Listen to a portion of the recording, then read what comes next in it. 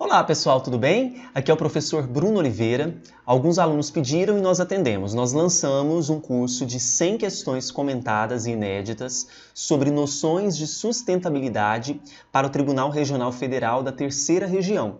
O nosso curso, com as 100 questões, ele foi formatado com base no próprio edital. Então aqui vocês podem perceber, nós temos todos os tópicos que estão presentes no seu edital e também nós teremos vídeos gratuitos no meu canal do YouTube a respeito dos tópicos do edital sobre noções de sustentabilidade. Então nós vamos poder conciliar a parte teórica gratuita, que será disponibilizada grande parte no meu canal do YouTube, e o curso de questões comentadas inéditas, que estará disponível para você. Já pode adquirir o curso lá no meu site www.eleitoralcombruno.com.br. Tudo bem? Vamos então hoje falar sobre um dos tópicos que estão presentes no nosso edital, que é sobre o meio ambiente na Constituição Federal. Dois artigos estão sendo cobrados, o 170 e o 225. O 170 é um pouco deslocado, porque nós temos apenas um inciso do artigo 170 que vai abordar sobre o assunto meio ambiente. Então perceba que no 170 nós temos o assunto ordem econômica. E veja o que diz o artigo 170, inciso 6º. A ordem econômica, fundada na valorização do trabalho humano e na livre iniciativa, tem por objetivo assegurar a todos existência digna conforme os ditames da justiça social, observados os seguintes princípios. Então, sobre a questão do meio ambiente, nós temos o inciso 6º, mas como o edital não colocou especificamente o inciso 6º, vamos fazer a leitura de todos os incisos. Então, quais são os princípios que vão aí serem observados no que tange à ordem econômica? A soberania nacional, a propriedade privada, a função social da propriedade, a livre concorrência, a defesa do consumidor e o que mais nos interessa, o inciso 6º, defesa do meio ambiente, inclusive mediante tratamento diferenciado, conforme o impacto ambiental dos produtos e serviços e dos seus processos de elaboração e prestação. Então perceba que nós temos aqui um tratamento diferenciado que será dado a produtos na medida que eles agridem ou não o meio ambiente. Então, conforme nós podemos observar, aqueles produtos que são feitos, que são confeccionados, que agridem menos o meio ambiente, dão um impacto menor ao meio ambiente, um impacto negativo ao meio ambiente, eles serão melhores beneficiados do que aqueles produtos, daqueles serviços que geram maior impacto negativo. Então, esse é um princípio que fundamenta a nossa Constituição no que tange ao meio ambiente quanto à ordem econômica. Redução das desigualdades regionais e sociais, busca de pleno emprego, tratamento favorecido para as empresas de pequeno porte, constituídas sob as leis brasileiras e que tenham sua sede e administração no país. Por fim, o parágrafo único. É assegurado a todos o livre exercício de qualquer atividade econômica, independentemente de autorização de órgãos públicos, exceto nos casos previstos em lei. Então, o mais relevante desse artigo 170 é que um dos princípios que são observados para a ordem econômica é a defesa do meio ambiente, dando ainda tratamento diferenciado conforme o impacto ambiental dos produtos e serviços e dos seus processos de elaboração e prestação. Ok? E agora, o mais importante que nós temos na nossa Constituição, uma parte própria para o meio ambiente, vamos ao estudo do artigo 225. Então vejam só o que prevê o 225. Todos têm direito ao meio ambiente ecologicamente equilibrado, bem de uso comum do povo. Então vamos grifar aqui as informações relevantes. e essencial à sadia qualidade de vida, impondo-se ao poder público e à coletividade o dever de defendê-lo e preservá-lo para as presentes e futuras gerações. Então veja que o caput desse artigo traz uma responsabilidade que não é só do governo, que não é só do poder público, mas de toda a sociedade, de toda a coletividade, para defender o meio ambiente e preservá-lo para as gerações presentes e as gerações futuras. E lembre-se, o meio ambiente é um bem de uso comum do povo.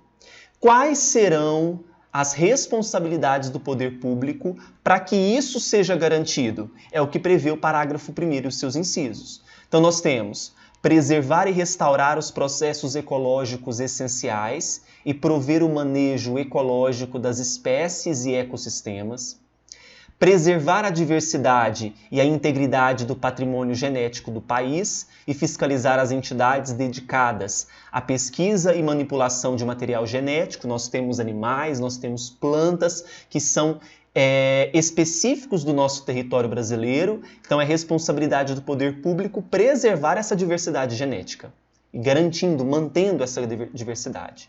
Definir em todas as unidades da federação espaços territoriais e seus componentes a serem especialmente protegidos, sendo a alteração e a supressão permitidas somente através de lei, vedada qualquer utilização que comprometa a integridade dos atributos que justifiquem sua proteção. Então, nos estados, nós teremos locais, espaços territoriais que serão especialmente protegidos, não é?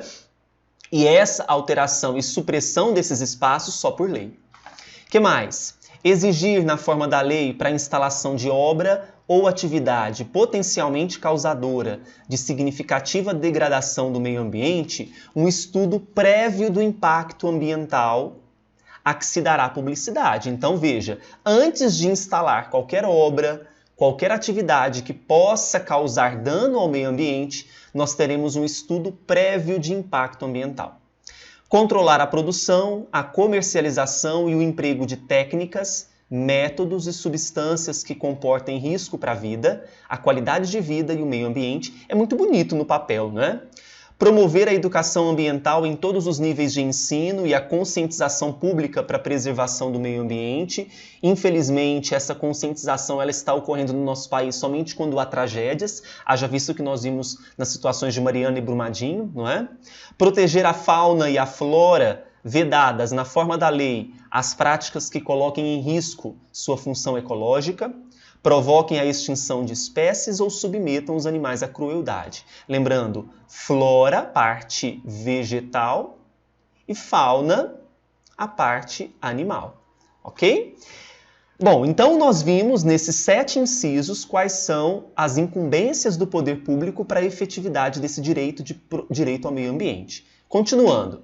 Aquele que explorar recursos minerais fica obrigado a recuperar o meio ambiente degradado, de acordo com solução técnica exigida pelo órgão público competente na forma da lei. Muito bonito no papel, mas na prática a gente sabe que não é muito assim que acontece. As condutas e atividades consideradas lesivas ao meio ambiente sujeitarão os infratores, sejam esses infratores pessoas físicas ou jurídicas, a sanções penais e administrativas, independentemente da obrigação de reparar os danos causados. Então veja, além de recuperar os danos, isso não isenta de sanções penais e administrativas. A floresta amazônica brasileira, a Mata Atlântica, a Serra do Mar, o Pantanal Mato-Grossense e a zona costeira são patrimônio nacional e sua utilização far-se-á na forma da lei dentro de condições que assegurem a preservação do meio ambiente, inclusive quanto ao uso dos recursos naturais. Então eu considero importante você gravar Floresta Amazônica, tem discussão em relação às queimadas agora, Mata Atlântica, Serra do Mar, Pantanal Mato-Grossense e a zona costeira, todos esses 5 considerados patrimônio nacional. Tá?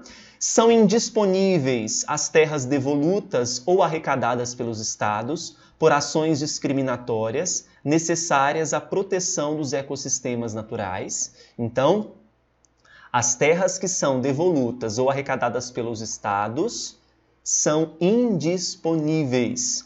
As usinas que operem com reator nuclear deverão ter sua localização definida em lei federal, sem o que não poderão ser instaladas. Então, para que eu possa,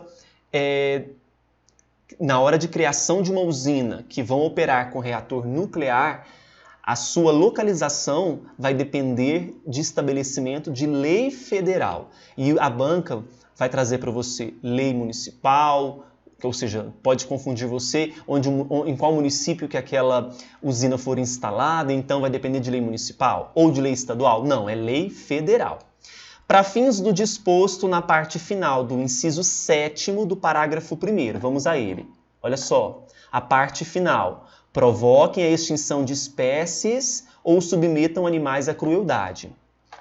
Então, para fins do final dessa parte, não se consideram cruéis as práticas desportivas que utilizem animais, desde que sejam manifestações culturais, conforme o parágrafo 1º do artigo 215 desta Constituição, registradas como bem de natureza imaterial, integrante do patrimônio cultural brasileiro, devendo ser regulamentadas por lei específica que assegure o bem-estar dos animais envolvidos. Isso gerou uma discussão, foi introduzido recentemente, gerou uma discussão gigantesca no nosso ordenamento a respeito da liberação, por exemplo, dos rodeios, né? Então, para práticas desportivas, é uma das exceções a permissão do uso de animais, porque está baseado nas questões de manifestações culturais, mas tem que ser regulamentado por lei específica, assegurando o bem-estar dos animais envolvidos.